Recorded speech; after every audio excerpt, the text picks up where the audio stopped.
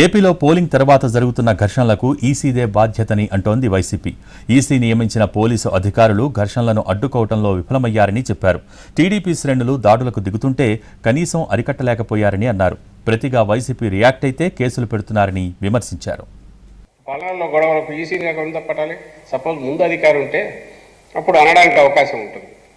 అధికార పార్టీకి ఇదిగా పనిచేసే అధికారం ఉన్నాడు, సన్నిహితంగా ఉండేవాడని ఎవరన్నా ఆరోపణ చేయడానికి. మా స్ట్రైట్ క్వశ్చన్, మీరే వీళ్ళు పనికిరారని చెప్పి తీశారు. మరి వచ్చినప్పుడు ఎఫిషియెంట్ కంట్రోల్ చేయాలిగా, ఎఫిషియెంట్గా చేయలేకపోతే ఎవరిది ఫెయిల్యూర్? మరి ఎలక్షన్ కమిషన్ది కాదా? గత ఎన్నికల్లో లేదు, అంతకుముందు 14 ఎన్నికల్లో లేదు ఇంత హింస.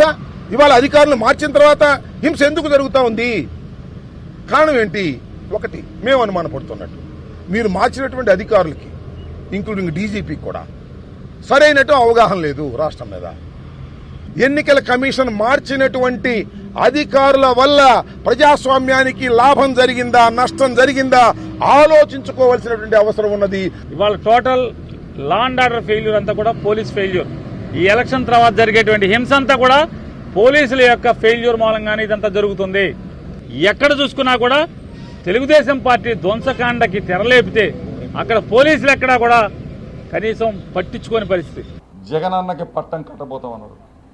ఈ పరిస్థితుల్లో జీర్ణించుకోలేని చంద్రబాబు నాయుడు, పవన్ కళ్యాణ్, బీజేపీ మైండ్ గేమ్తో ఎలక్షన్ కమిషన్ని, అదేవిధంగా పోలీసు వ్యవస్థని, ఆ వ్యవస్థలో ఉన్న కొంతమందిని వాడుకొని మా మీద దాడులు